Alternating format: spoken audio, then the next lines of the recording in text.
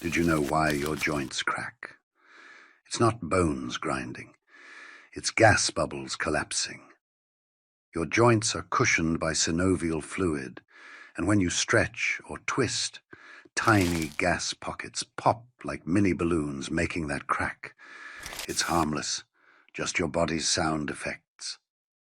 Some say it's tension release, but science says it's all about pressure changes. Pro tip: keep moving to stay loose, but don't force it. Ever freaked someone out with a loud crack? Drop your story in the comments, I want to know. Follow for more snappy facts.